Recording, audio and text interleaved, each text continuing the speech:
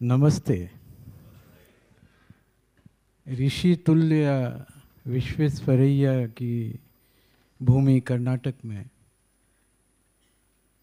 और ऋषि तुल्य दीनदयाल उपाध्याय और उनके बाद दत्तोपंत जी ठेंगड़ी, जिन्होंने उनके काम को आगे बढ़ाया आर्थिक विषय में, उनको प्रणाम करते हुए मैं इस विषय को प्रारंभ करता हूँ। प्रबुद्ध भारत का बहुत बहुत आभार जो इतना महत्वपूर्ण कार्यक्रम यहाँ पर रखे हैं। पिछले 10 वर्षों में दुनिया में भारत का नाम लगातार उठता जा रहा है।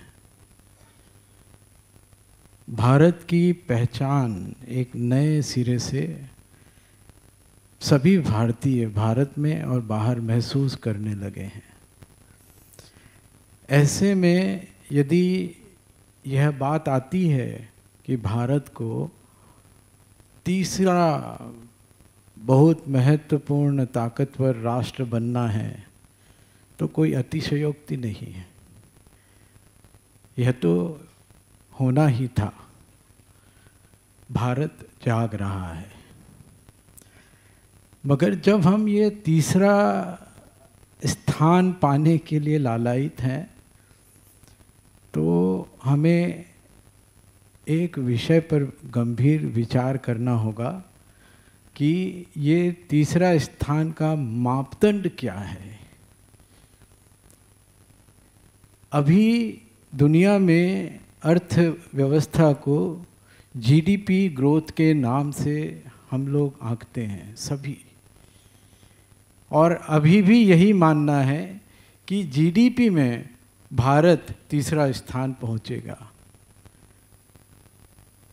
मेरा प्रश्न ये है, क्या आप सब महसूस करते हैं कि जीडीपी एक अपने आप में संपूर्ण कंप्लीट पैरामीटर है अर्थव्यवस्था को नापने का? बहुत से इकोनॉमिस्ट ने भी इस पर ऑब्जेक्शन उठाया है, गैलब्रेथ जैसे अनोखे लोगों ने भी।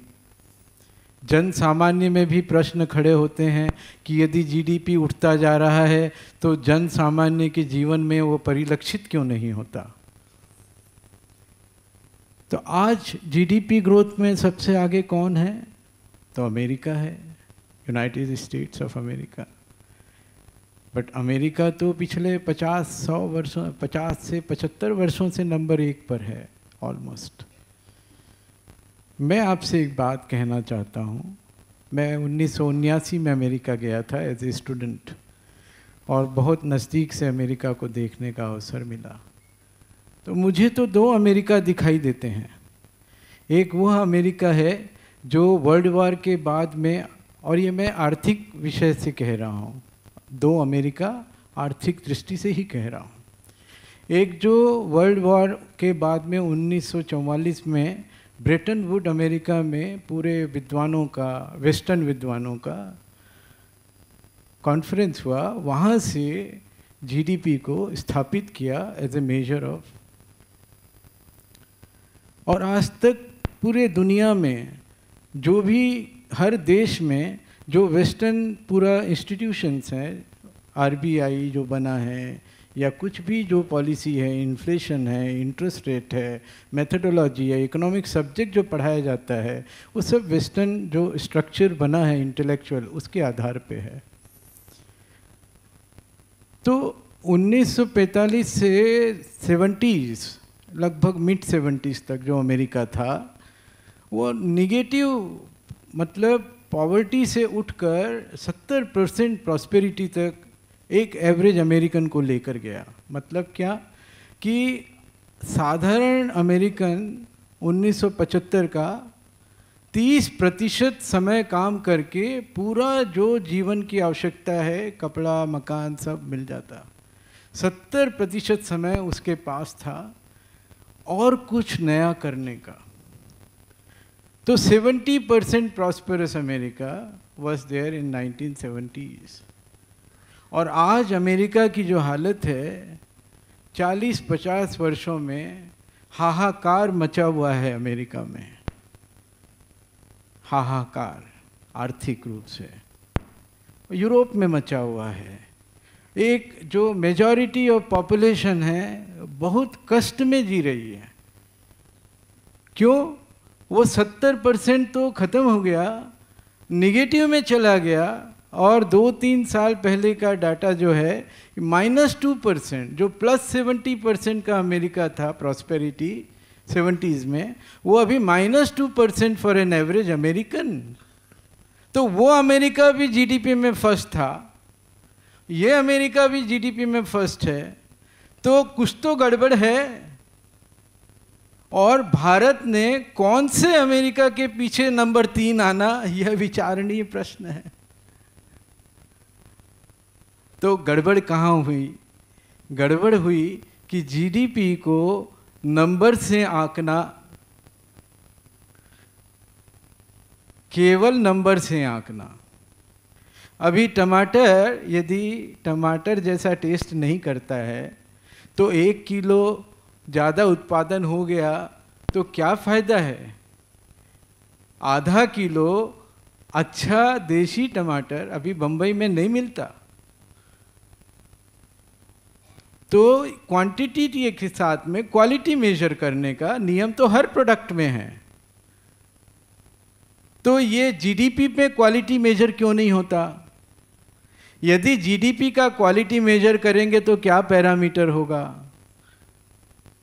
क्या उसमें ये बात आएगी क्या कि जहाँ पर फैमिली का एवरेज पॉपुलेशन 5 के ऊपर में है, भारत की average population of family per capita 1992 में 7.5 था, अभी वो घट के 4.44 के आसपास है। यानी कितने लोग एक परिवार में रहते? अमेरिका का 2.4 में अभी पड़ा है, 60s में भी 3.5 के ऊपर नहीं था। यदि वो पैरामीटर जीडीपी की क्वालिटी में आ गया तो किसका जीडीपी क्वालिटी ज़्यादा होगा? तो पारिवारिक सुख होना आवश्यक नहीं क्या? तो वेस्टर्न इकोनॉमी में 3 गड़बड़ हुआ। सबसे पहला, जीडीपी क्वालिटी मिस हो गया, केवल क्वांटिटी मेजरमेंट चल रहा है। इसको एक और उदाहरण से आप समझो। मान लो मैं 100 रुपये का खराब अच्छा नहीं खाना खाया, बीमार पड़ गया और 400 रुपये का इलाज कराने अस्पताल में भर्ती हो गया। जीडीपी कितना हो गया? 500 रुपये का जीडीपी हो गया। अभी इसका दूसरा देखो कि स्वस्थ भोजन करने में मैंने 100 रुपये के बदले में 150 रुपया खर्चा किया, मगर बीमार नहीं पड़ा। और प्रिवेंटिव हेल्थ केयर में आयुर्वेद का मदद से, नेचुरल केयर के मदद से 200 रुपया खर्चा किया तो मेरा जीडीपी केवल 350 रुपया हुआ। अब हम अपने बच्चों को 500 रुपये का बीमार पड़ने वाला इकोनॉमी में डालना चाहते हैं कि 350 रुपया का स्वस्थ इकोनॉमी में रखना चाहते हैं, ये प्रश्न है। और जो ये समय और पैसा बचा 150 रुपया, और समय कितना बचा जब मैं अस्पताल में भर्ती नहीं हूँ, उसमें मैं इनोवेशन करके मालूम नहीं और कितना 500 रुपये का नया जीडीपी बना लेता। तो मैं तो 500 के ऊपर भी जा सकता ना, मगर मैं रास्ता कौन सा पकड़ूं समझने का है। तो गलत दिशा में तेज गति से आगे बढ़ने वाला जीडीपी चाहिए कि सही दिशा में आगे बढ़ने वाला जीडीपी चाहिए। अमेरिका, यूरोप ने, सोमशेखर सर ने बहुत सुंदर बात कही कि साइंस और टेक्नोलॉजी में हाईएस्ट लेवल पे पहुँचे, फ्रेश नॉलेज क्रिएशन वहीं होता। 75 वर्षों में भारत में केवल न्यूक्लियर में और स्पेस में, जिसमें वो हैं खुद, ये 2 विषय छोड़कर किसी में कोई फ्रेश नॉलेज ऐसा दिखने लायक दिखाई नहीं देता। ये हमारा बहुत बड़ा कमजोरी भारत का हुआ, जिसको बदलना जरूरी है। और वो बदलने से वो इनोवेशन जो हम लोग बात कर रहे हैं वो होना जरूरी है। जो ये पहला गलती हुआ जीडीपी का। दूसरा गलती जो वेस्टर्न सोसाइटी कर रहा है वो है स्पेक्यूलेशन इकोनॉमी शुरू हो गया। स्पेक्यूलेशन इकोनॉमी बोले तो आप समझिए, सट्टा खेलने से यदि मैं अमीर बन सकता हूँ तो मेहनत करने का, ज्ञान का उपयोग करने का क्या ज़रूरत है। आज करेंसी ट्रेड, डॉलर को यूरो में खरीदना बेचना, डॉलर को रुपए में खरीदना बेचना, उस इकोनॉमी का साइज़ क्या है आपको मालूम? 1500 ट्रिलियन डॉलर पर ग्लोबल। और रियल जीडीपी, रियल इकोनॉमी कितना बड़ा है? 140 ट्रिलियन डॉलर।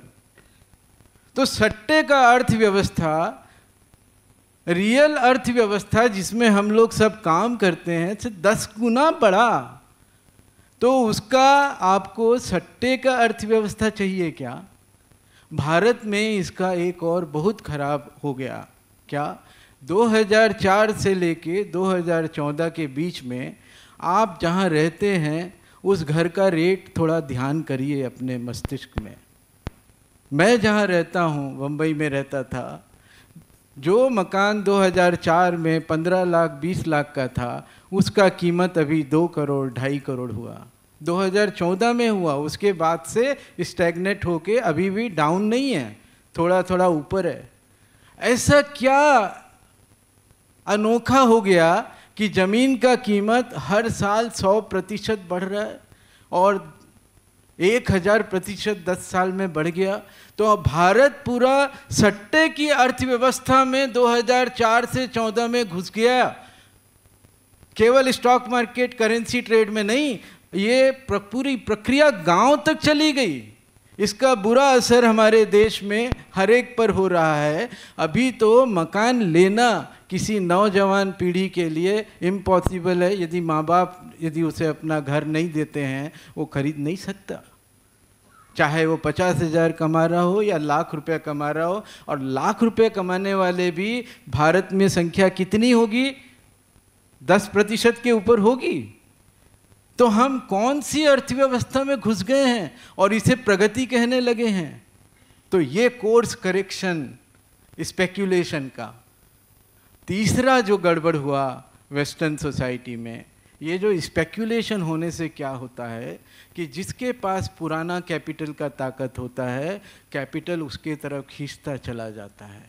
थॉमस पिकेटी ने एक नया किताब लिखा 5 साल पहले, कैपिटल इन 21st सेंचुरी।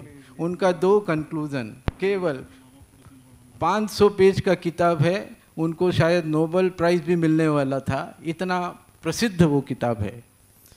उनका कंक्लूजन पहला, पूरे दुनिया में हर देश में पिछले 150 से 200 साल में कैपिटल कॉन्सेंट्रेट होता जा रहा है। एक ज़माने में 50 साल पहले 20% कैपिटल 10% जनसंख्या के पास था, आज बढ़ के वो 50 से 60% सोसाइटी के कैपिटल 10% के हाथ में है। और इंटरेस्टिंग है उसमें बात, वो जो 10% के पास में धन है, उसका 10% यानी 1% के पास में उसका 75% धन है। आप समझ रहे हैं? यानी जो एक बार अमीर बन गया, उसके लिए एक्सपोनेंशियल ग्रोथ है सट्टे में अपना धन बढ़ाने का। और हम लोग आज भारत में क्रिकेटर्स हों, सेलिब्रिटीज़ हों, ये सट्टे वाला बेटिंग का हम लोग ऐप को लीगलाइज करके रखे हैं। और वो अपने को आकर बच्चों को और सबको बताते हैं कि सट्टा खेलो और पैसा कमाओ। 90% लोग सट्टे में हारते हैं, रिमेंबर दैट। ये कौन सा अर्थव्यवस्था हम लोग बात कर रहे हैं? तो ये जो सट्टे का अर्थव्यवस्था का जो तीसरा जो बुरा परिणाम हो गया, क्या हो गया? Concentration of capital. तो एक तरफ हो गए कौन लोग, जिनको हम बहुत अमीर कहते, बहुत अमीर मतलब बहुत अमीर, जिनके पास लाख करोड़ रुपया रहता है आमदनी का।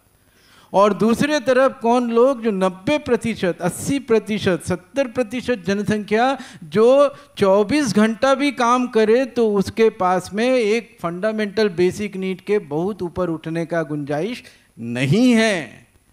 तो ये जो हैव्स एंड हैव नॉट्स का जो गैप अमेरिका में शुरू हुआ स्पेक्यूलेशन के कारण, वो पूरा विश्व को जकड़ लिया है। और इसके कारण जो तीसरा दुर्गति जो हो गया वो क्या हो गया, पहले भारत में कोई अमीर होते थे तो उसका they were not cut off from the regular society. अमीर होना कभी भारत में पाप नहीं था, बट अमीर को गरीब से अलग देखना कभी नहीं हुआ। हर गरीब आदमी को अवसर मिलकर वो अमीर बन सकता था। एक लिंक, एक सूत्र में बंधा हुआ पूरा समाज, ये भारत का अमीरी का निशानी। जिसके पास में ज़्यादा धन वो अपना दान देकर धर्मशाला खोलना, कुछ करना, मगर ऐसा नहीं कि वो गरीब आदमी को देखना नहीं और उसके ऊपर अत्याचार भी करना, उसको एक्सप्लॉइट भी करना और उसके अपना अलग ताकत बनाना। ये हैव्स एंड हैव नॉट्स कभी भी भारत में हुआ नहीं, जो अब भारत में भी शुरू हो गया, क्योंकि ये पूरा प्रक्रिया ही फंडामेंटली रॉन्ग है। तो जो दो अमेरिका का मैंने बात किया कि एक ऊपर उठा आर्थिक रूप से 45 से नेगेटिव से जाके 70s में 70% प्रॉस्पेरिटी, और वही अमेरिका 70% से वापस माइनस में। तो कहीं ऐसा तो नहीं कि ये मॉडल का ये जड़ में इतना बड़ा प्रॉब्लम है कि आप ऊपर उठेंगे और फिर नीचे गिरेंगे। और क्योंकि अभी हम लोग ऊपर उठ रहे हैं तो हम बड़े खुश हो रहे हैं, बिना रियलाइज़ किए कि हम भी तो उसी गड्ढे में जाने वाले हैं यदि इस मॉडल के सहारे चलते रहे। तो ये मुख्य बात मेरे को आपको बोलना बहुत आवश्यक था। और इसके बाद में कि भारत का असल में ताकत क्या है और किस आधार पर भारत का सबसे बड़ा स्कोप। अब आप समझ लीजिए, साइंस एंड टेक्नोलॉजी में भारत पीछे है, अभी बहुत पीछे है। सोमशेखर जी बता कर गए, और हमको तो उठना बहुत ज़रूरी है, करना ही है, इनोवेशन करना ही है। मगर भारत को अभी जो सबसे बड़ा जिसे कहते हैं स्ट्रैटेजिक अपॉर्चुनिटी है अंदर अपने आप को नए ढंग से प्रस्तुत करने का, कि हम भारत की अर्थव्यवस्था को केवल क्वांटिटी से नहीं नापेंगे, हम क्वालिटी से भी नापेंगे। तो आपको पता चलेगा कि भारत जीडीपी का क्वांटिटी भले ही कम हो, जीडीपी का क्वालिटी बहुत ऊपर आज भी दिखाई देगा। क्यों दिखाई देगा? कि भारत का कुछ ताकत है। मैंने 3 ताकत बताता हूँ आपको। पहला ताकत है परिवार का ताकत, जिसको मैंने जिक्र किया पहले, और जब वो क्वालिटी में उसका मेजरमेंट आएगा तो आपका ऊपर जाएगा सीधा भारत का। दूसरी जो भारत की ताकत है फैमिली के बाद में, वो है सस्टेनेबल लाइफ की। हम लोगों को अभी 4 महीना पहले एक डाटा आया, विश्व का डाटा आया, WWF ने दिया, कि यदि दुनिया भारत की फूड हैबिट को अडॉप्ट कर लेगी तो दुनिया का जो टेम्परेचर जो बढ़ रहा है पृथ्वी का, जो 3 डिग्री के ऊपर नहीं जाना चाहिए, आप में से सबको शायद ही पता होगा, पूरा दुनिया एकदम परेशान है कि अर्थ का टेम्परेचर 3 डिग्री यदि उठ गया तो भूचाल आएगा और बहुत सारे देश सब डूब जाएंगे पानी में, समुद्र का लेवल उठ जाएगा। तो उन्होंने स्टडी से बताया कि भारत का जो फूड हैबिट्स, जो भोजन हम लोग कर रहे हैं, वो इतना उच्च स्तर का है कि पूरे दुनिया का 2050 तक 1.5 डिग्री सेंटीग्रेड के ऊपर नहीं जाएगा। अब इससे ज़्यादा खुशी की बात भारत के लिए और दुनिया के लिए क्या हो सकती है कि there is a way, there is a proven method of controlling global warming only through food habit which is established in India, जिसके लिए डाटा कहता है 0.84 अर्थ इज़ रिक्वायर्ड, जबकि लोग 7 और 8 टाइम्स ऑफ अर्थ का कंजम्पशन कर रहे हैं विदेशों में, जिसको इधर तक ला सकते हैं। तो ये सस्टेनेबिलिटी जो हमारे लाइफ स्टाइल में ऑलरेडी है, चली आ रही है, ये क्वालिटी में मेजरमेंट में नहीं आना चाहिए क्या? तो आप कहाँ जाएंगे, आपकी रैंकिंग कहाँ जाएगी? और जो तीसरा बिंदु है सस्टेनेबिलिटी के बाद, और इसमें एक और इम्पॉर्टेंट मैं डाटा आपको देता हूँ, थोड़ा सा डाटा का सपोर्ट मिलने से हमारा आत्मविश्वास बढ़ता है। और डाटा एनालिसिस फॉरेनर्स करते हैं हमारे लिए, हम खुद नहीं कर रहे, क्योंकि हम लोग रिसर्च में कमज़ोर पड़ गए हैं। ये ध्यान रखने का विषय है। तो फिनलैंड के साइंटिस्ट ने डाटा निकाला कि यूरोपियन सोसाइटी, अमेरिकन सोसाइटी का करंट टोटल कंजम्पशन, या ना हर चीज़ पकड़ लिया, खाना पकड़ लिए, कपड़ा पकड़ लिए, ट्रांसपोर्ट पकड़ लिया, एनर्जी पकड़ लिए, सब लकड़ी सब पकड़ के 40.5 टन्स पर, this is data from 2015. I don't have, nobody else has done study, but that is as recent as now.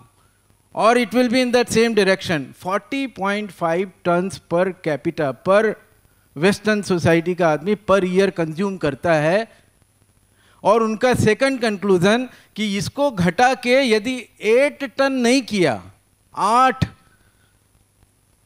40 से 8 नहीं किया तो सस्टेनेबिलिटी का बात करना बेकार है. अब just imagine who can reduce 80% consumption in the Western society. Meaning sustainability is only a talk for them. It is never going to happen, and here is the case of Bharat. आपको मैं request करता है students को, professors को, आप अपने गांव का कंजम्पशन, अपने शहर का, बेलगावी का और आसपास का निकालो, 2 से 3 टन पर कैपिटा के ऊपर नहीं जाएगा, आई कैन गारंटी यू. तो अभी हम लोगों ने यदि ग्रोथ करना तो 8 टन को क्रॉस नहीं करना. Material consumption is not necessary for economic growth. This itself is a major confusion in society. What do I mean by that? अभी हम लोग टीवी में, कंप्यूटर पे रंग देखते हैं, कोई डाई का कंजम्पशन होता है? We are harnessing the power of nature to see colour. There is no material consumption. So material consumption is not the right way of growth of economy in future. It has to be non-material, creative economy.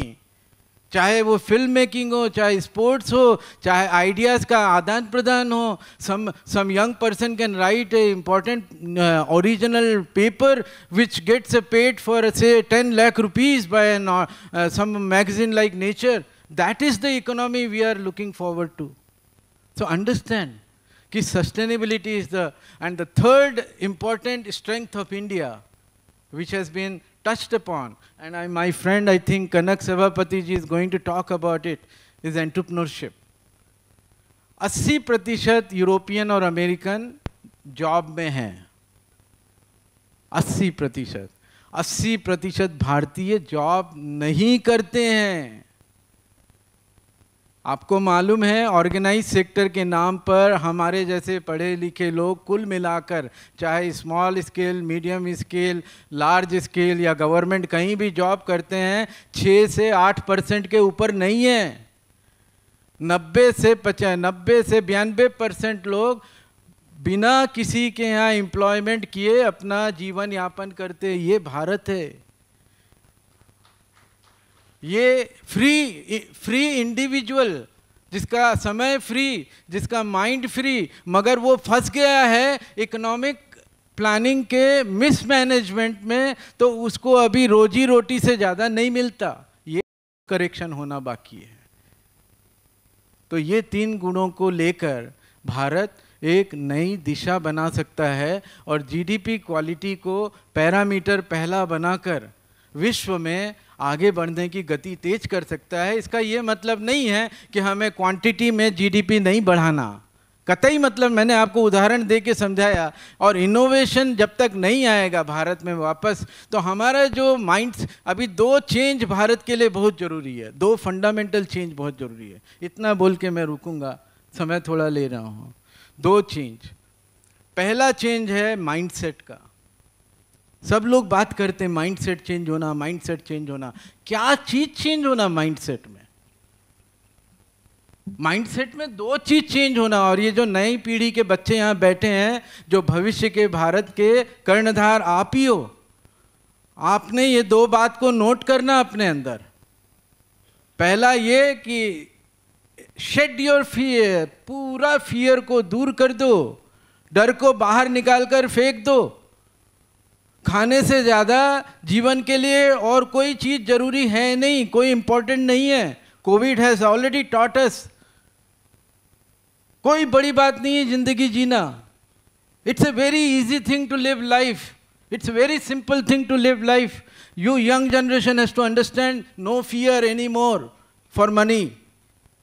Then किस चीज़ में मेहनत करना और पैसा लगाना, innovation में पैसा लगाना, इनोवेशन का काम करना। जहाँ जो कंपनी आपको इनोवेशन करने देती है उधर आधा तनख्वाह में जाके काम करना।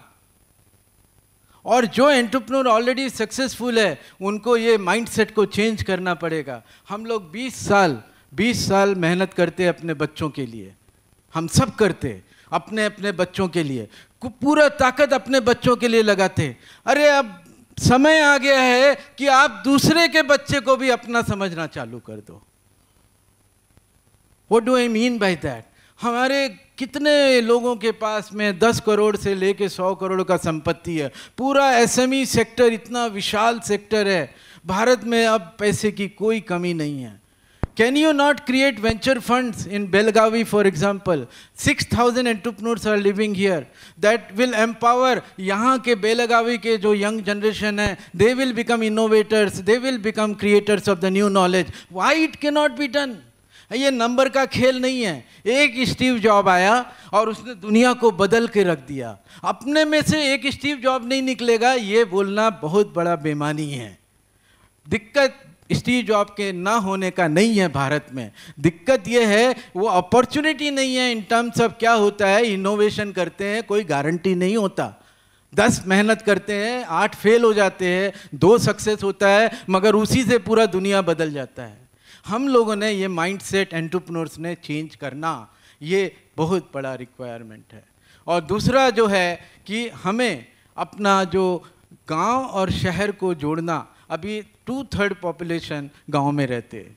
अभी किसी को भी 10-15 हज़ार रुपया कमाई करना है तो उसको गांव छोड़ के शहर में चौकीदार बनने का, टैक्सी ड्राइवर बनने का। ये लॉ हमें stop migration and reversal of migration, redesigning. तो अपॉर्चुनिटी को यदि बेलगावी ये तय कर ले 6,000 एंटरप्रेन्योर, मैं एक उदाहरण दे रहा हूँ आपके पास। 6,000 entrepreneurs are second largest exporter in Karnataka after Bangalore is Belagavi. I learned it yesterday only.